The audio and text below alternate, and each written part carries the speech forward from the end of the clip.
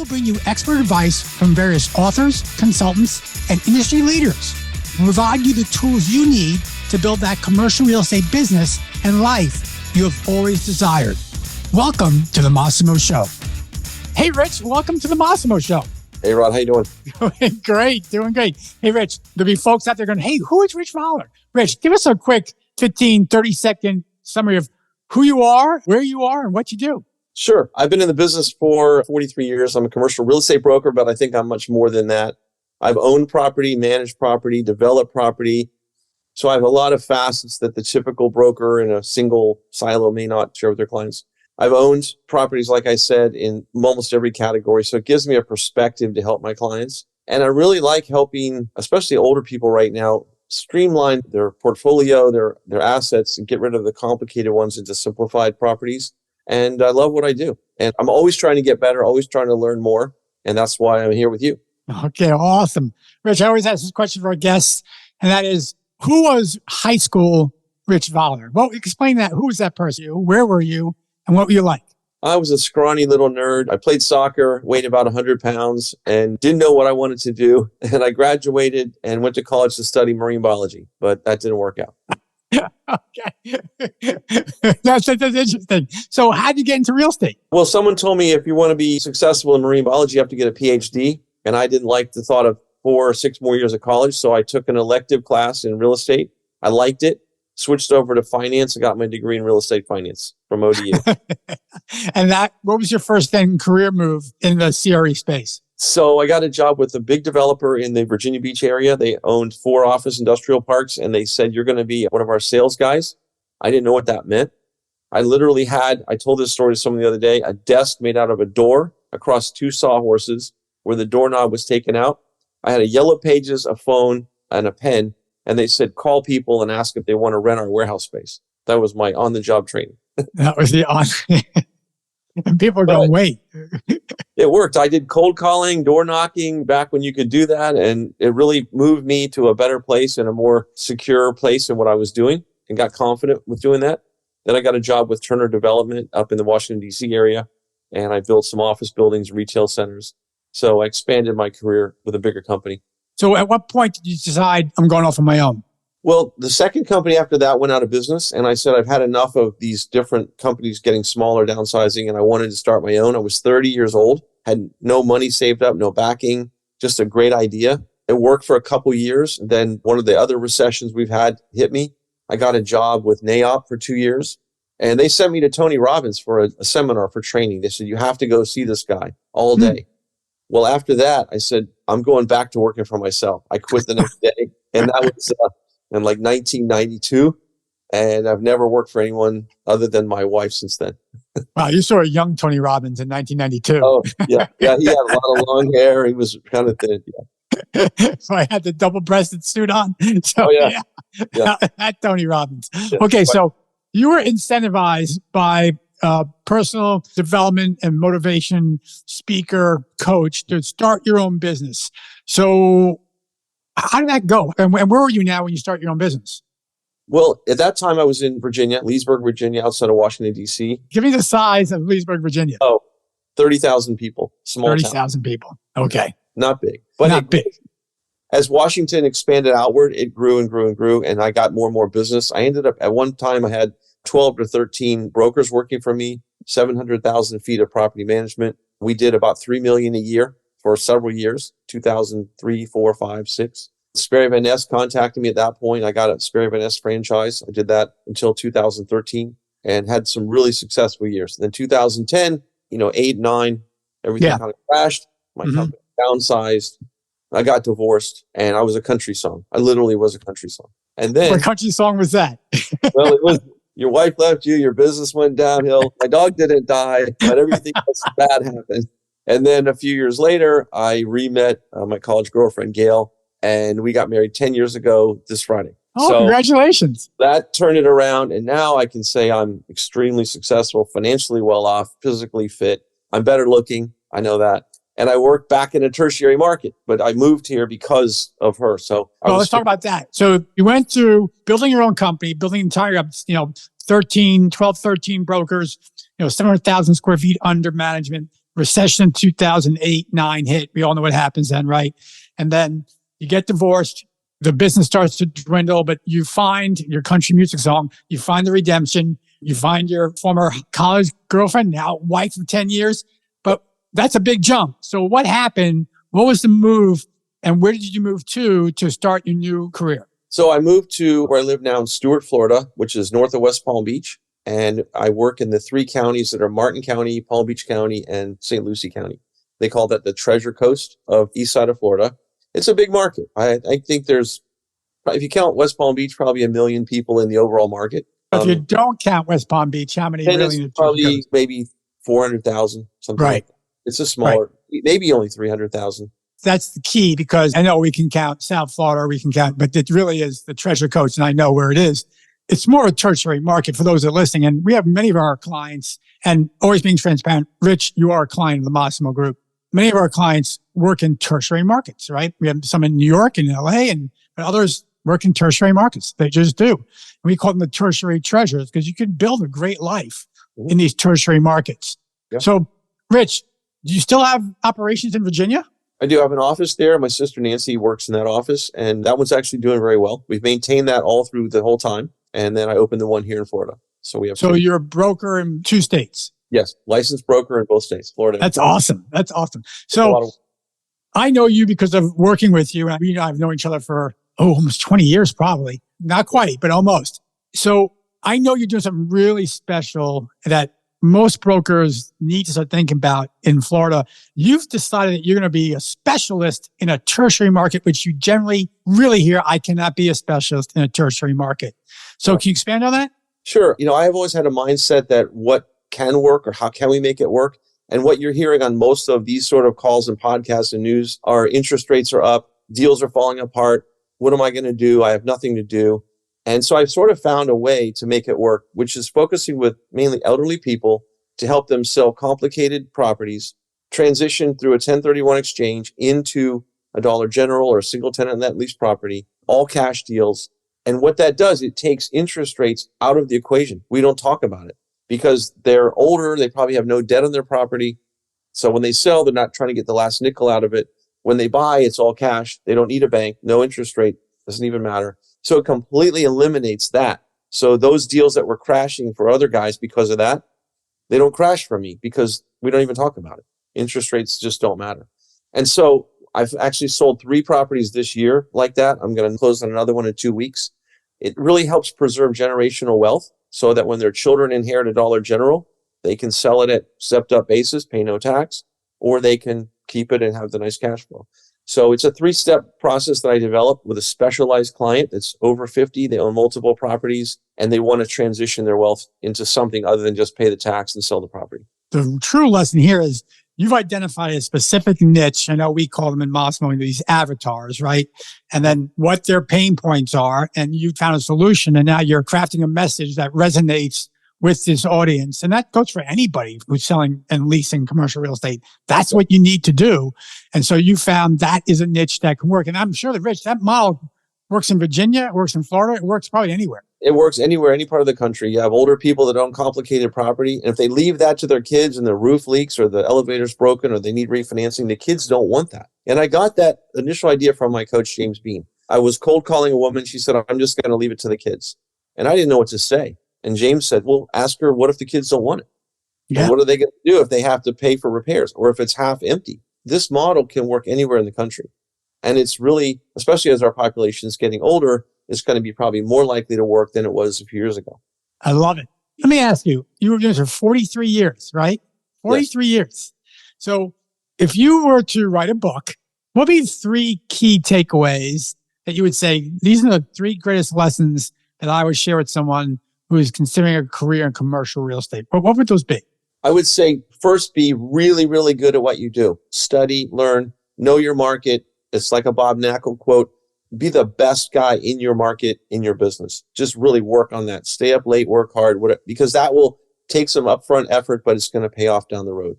Mm-hmm. And the second thing I would say is to find a niche, find something that does work. And sometimes you have to pivot. In my career, that's not always what I'm doing now. It was something else before. It might have been leasing. But find a way to always make it work and learn how to be nimble and be able to pivot.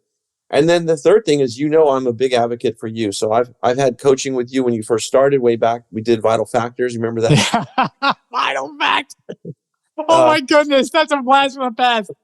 We had 12 guys on the screen or whatever. Yes. But I would say always be learning. So always read books. I've read, you can see behind me, this is not a fake thing. This is my real bookcase. I've read hundreds and hundreds of books, all of your books and a lot of other ones. Always be learning to be ahead of competition and be ahead of the game. And if you do those things and also be honest, you're going to have people come to you. You're going to attract them. You're not going to be trying to get the business. You're going to be attracting the people to you. And that's what I found over the years that's worked for me. So a couple of things. I know you live by a theme of living an intentional life.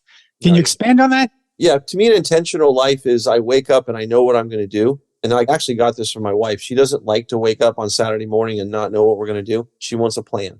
And so I started thinking, well, when I fly my airplane, I have a plan. I plan on where I'm going, how I'm going to get there. What kind of fuel do I need? How am I going to get back? I have a plan. And I thought I need to apply that to my life and my business. So I've actually scripted out plans. I have goals. I have specific things. So I wake up in the day and it doesn't always go on plan. It's life. Some things happen, but at least I have a plan. I know where I want to go and I know what success looks like for me.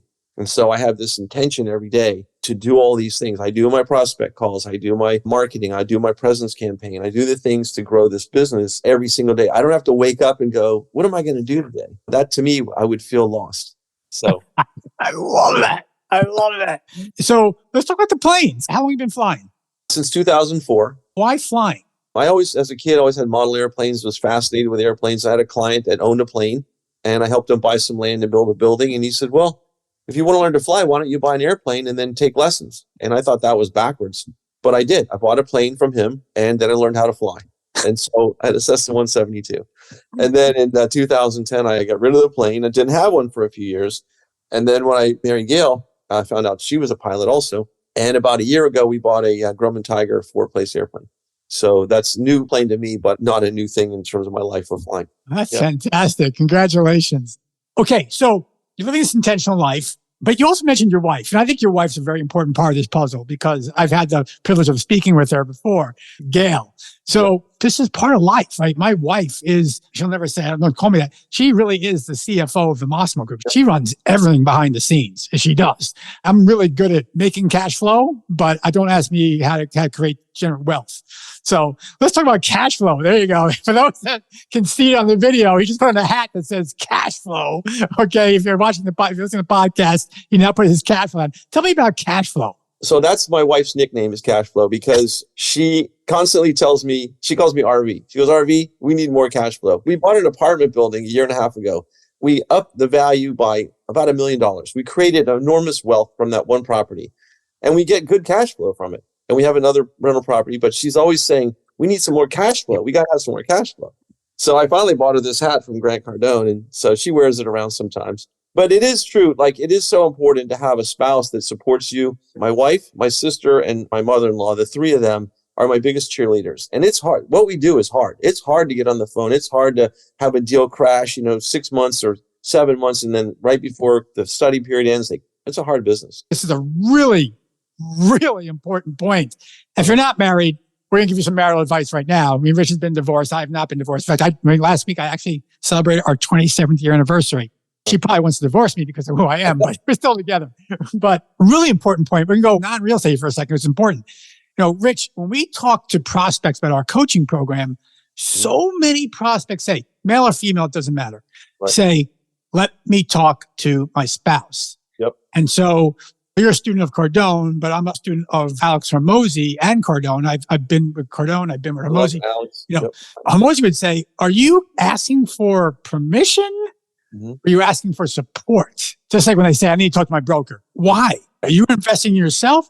So folks that are listening, I cannot stress enough how vitally important it is to have a spouse that supports what you're doing, especially in commercial real estate, because we talked about this. Even Gail has ideas about what we should do at the Massimo Group. Is that correct? Yeah. Like I said, she wants to be at the next Massimo Con and get up on stage and tell the spouses of the coaching clients to, if they haven't signed up, sign up. With her, it's both permission and support because she's my CFO. And I don't spend money without talking to her. And that's why we have a lot, because if I didn't have her, we would probably be spending it all. Amen. So I said to her, 2 years ago, I really want to make this investment. She's like, I don't know. And I told you a lot at that time. She said, I could tell you all that stuff that Rod tells you. But in the end, she's seen a difference and she's seen what coaching has done for me, and she totally supports it. So it went from kind of permission and support to now support. And, if she was on this, she would say, if there's a guy or a girl out there, a woman that's on the fence, not sure, spouse maybe pulling back, she'd say, do it. Put it up there and do it. Well, you can let Gail know that she be a Massimo coach. She just needs to get more real estate behind her anytime she wants. But I love Gail. I love it because I have the same relationship in my life. My wife, she runs the financial show in my business. That's just the way it is. My Massimo coach, James Bean, actually loves her too, because he's got me doing 50 calls a week and soon to be 100 calls a week. And so Gail says to me all the time, get in your office and make your calls. If I'm out making coffee or goofing off, she's like, go get in your office now. I'll take the dogs outside. They don't bark. You call. Make your calls. So that's fantastic. Good to have a coach like that. It is. I remember, Rich, in my first book, Tim Strange, who's a phenomenal broker. And you know Tim, because you know Tim too, because we all knew each other back in the SVN days. Back then, he had a team. He gave the team permission that if he walked out of his office to get coffee, you just mentioned it, the team could actually yell at him and say, what are you doing? You're not making money for you or for us. Get back on the phones. That's how they worked. He knew his role. His role is to be the rainmaker, just like your role in your household is to be the rainmaker, right? It's funny because a lot of times I work in the pool house where we live. We transitioned to pool house, which would be an in-law suite, which is a whole different story. So now it's my office. But I'll go to the kitchen. My wife will say, what are you doing here? Get out of here. Go back to your office. And she'll tell me that. And she's saying, go back and doing what you want to do. So what Rich and I are trying to say is you need a spouse that supports you to really, truly push you to where you want to grow. If not aligned, that could be a problem. Right, Rich? Yeah, it's an accountability partner that really helps you stay accountable to what you need to do to make the performance that we need in our life and our family. And so not having that can be the opposite. It can be really difficult. So I'm very blessed. I agree. And we've coached thousands of brokers. We've gone through many, many divorces with our clients. We understand that it's a different perspective and different relationship. And we know what thrives and what doesn't in commercial real estate. You need a supportive spouse. Husband or wife, it doesn't matter. Needs to be supportive. Right. So let's go out the marriage counseling thing. Let's wrap this baby up. Okay. So Rich, 43-year career, 2 now offices, 1 in Virginia, both tertiary markets, 1 on the Treasure Coast, in Stuart, beautiful Stuart, Florida. Major difference between Florida and Virginia from a business standpoint. What are the major differences for you? I think the major difference is the pace is much slower. It's 3/4 time, as Jimmy Buffett said in the song, in Florida. If you call someone and say, we're having a meeting Wednesday, to them, it might be this Wednesday, next Wednesday, some Wednesday. Up in the DC market, it's like, go, go, go. There's a lot more competition. I mean, there's competition everywhere. And some of the guys like Collie Derringer's in your book, I've known for years. And those guys up there, they work, really, really hard. It's much higher paced. In Florida, it's still a good pace where we are, but it's a little bit, like I said, maybe 3/4 pace. It's also a lot of difference in terms of the demographic. You have a lot more older people here, retired people here. In Virginia, it's more younger people, career-minded people, 2-income families. So that's why I kind of shifted my focus here to working with elderly people, because they own a lot of real estate. I'm 65, so I can be an elderly person too. If they're older than me, my background, my experience, I can help them like I would a parent or a relative to transition from all this mess they have into something simpler while they're still alive, and something easier for their children to take on when they get it. And so it really works for me in Florida because that's where the older people live, in our market. You just brought up a great point. While your application and theory of elderly CRE would be certainly applicable in any market where there's elderly, right? You being at the age and experience you are, would have a better time and more successful opportunity than maybe a kid starting out trying to do what you're doing. You just wouldn't work. If you're a new to the business broker, I probably wouldn't recommend it, because you also have to be around people that are kind of like you. If you're a 30-year-old broker and you're with a 75-year-old person, I'm not saying it can't work. When I first started, I was always the young kid in the room. Everyone said, are you even 21? Because I didn't shave or anything. I was so young looking, but I hustled. Now I'm the older guy in the room and help the younger kids in the business. But if I was 30 years old and new, I would go with a different approach. But find what works. That's what I would say to people. Find what works where you are. I think it was Eleanor Roosevelt. Do what you can where you are with what you have. Put that together and you can create a brokerage business where you are. Don't just try to do the cookie cutter thing because that may not be working right now. And like I said, if you can work with people where interest rates don't matter, then that just takes it out of the equation. That's a beautiful, beautiful perspective. Interest rates don't matter. We work on cash. But before I let you go, I do have a question. First thing came to mind was, so Rich, because interest rates do come into play a little with you, because what kind of returns are we getting on the Dollar General investments? They're 6.1, 6.2%. They're not great, in terms of if you had a hands-on kind of property, you might get a 7, 8% cap rate. But there's almost no risk, no landlord responsibility at all. Someone's on this podcast thinking, Rich, why don't I just take that money and put it into a 5% CD at Morgan Stanley today? The only difference is you don't get a write-off depreciation. Right. With the Dollar General, you get 6.1% cash. You probably get maybe 3% equivalent of depreciation, depending on your tax. So you do get that.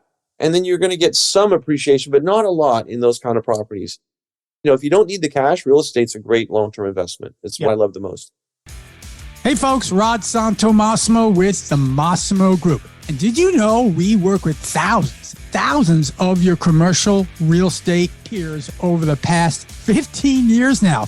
And we've helped them build the business and the life they've always desired. And we have programs now for every level of success, experience, and even budget. So if you're tired of living on that transaction treadmill, of living in the chaos and the whirlwind of commercial real estate, if you want more clarity, more control, and more consistency, and higher commissions, give us a call. Visit us at www.massimo-group.com. That's www.massimo-group.com and schedule a free strategy session today. Let's talk about a little AI. Look, you're 63 years old. 65. Oh, you don't look a day over 63. So you're 65 years old. You know that we're so deep at Massimo into AI, integrating in everything we're doing. We're not seeing it being adopted in commercial real estate by brokers, frankly. But it's funny because Nackle, who you mentioned Nackle, who's, for those who don't know, Bob Nackle is one of the top brokers on the planet. He's 61. He's so now getting deep into AI. You are. It's amazing that these legacy older brokers are saying, I get it. I see it. So, Rich, what are you saying and how are you using AI?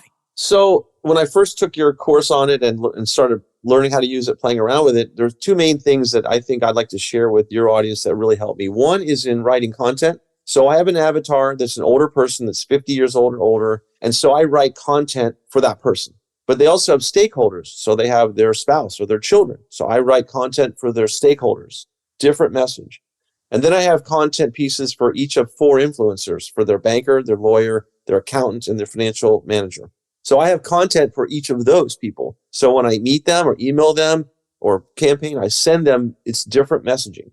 You wouldn't let your mom and dad own this mess of a property and leave it to you, would you? So that's a different message. And so ChatGPT has helped me fine tune that and write better content than I could write on my own. The message you just gave, though, beyond AI, and I love what you just did, you broke down the shareholders and stakeholders for every opportunity and how you're writing different messaging to different audiences that will resonate with those audiences.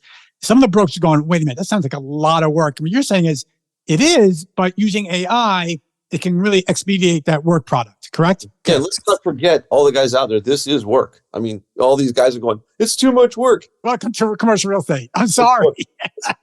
Yeah, last time I checked, they're not falling out of the trees. You have to work.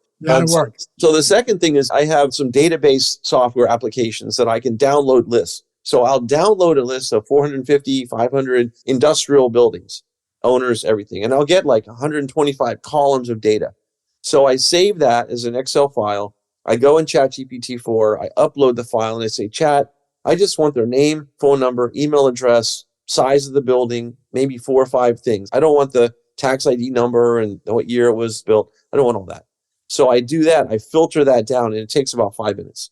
Now I have a prospecting call sheet that I use and I just go down the list. And so I also have a VA that I hired because of 10X book who now is taking that and they're calling all those people to verify their information because a lot of my calls, wrong number, disconnected, whatever. So I have a VA in the Philippines doing all that for me now.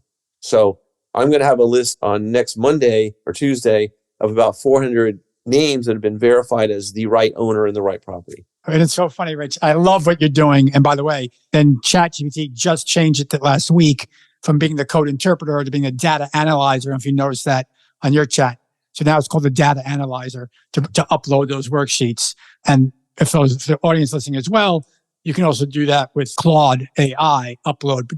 But everyone understands when you upload content, Rich, you know this, it is public content. Just right. Understand that it is. Although ChatGPT just announced yesterday, they're offering an enterprise solution. Now, so far, people that are using it are major Fortune 500 companies. So I have no idea what the pricing structure is. I am in the queue to find out what it is, but that gives you private portals, which I think is going to be a game changer for a lot of people. It just will be. We hope to get that too. So, Rich, this is what we did this podcast. Think about it. We talked about a wider spectrum of things we ever spoke to in the Massimo Show before. We talked about spousal relationships and how those work in commercial. We talked about country music songs. We talked about Jimmy Buffett, Eleanor Roosevelt. Yeah. It goes on. But the key of this Tertiary Treasure podcast for my audience, from my perspective, this is what you should get out of it. And then, Rich, I'm going to ask you some final words. Commercial real estate works wherever you are. When I hear people that live in tertiary markets, I got to do everything because there's not enough velocity. Rich is proof that you don't have to do everything. You can expand your tertiary market, but look at who you're serving and how you serve them and stick out, and you can make a really good living. In fact, an intentional life. Rich, final words. Okay, so let's say you're in a tertiary market and there's only 300 properties in your specialty. So let's say you only get 10 of those a year. That's 30 properties. If you sold $32 million properties, that's a pretty good income for a year. So I used to tell my agents, they would cry and say, there's nobody moving, there's no volume, no velocity. And I'd say, somebody's always dying. Somebody's getting divorced. Somebody's getting married. Somebody has to expand. Somebody's contracting. There's something going on all the time. Someone's debt is coming due and they can't refinance their loan, so they have to sell. Someone's tenant moved out and they're sick and tired of it. Just pick your database, 300, 400, whatever you got, and work that and just stay on it. Just keep working it. And it might be 1 month, 2 month, 3 month, nothing happens. Pretty soon, 4 month, boom, you're going to get one.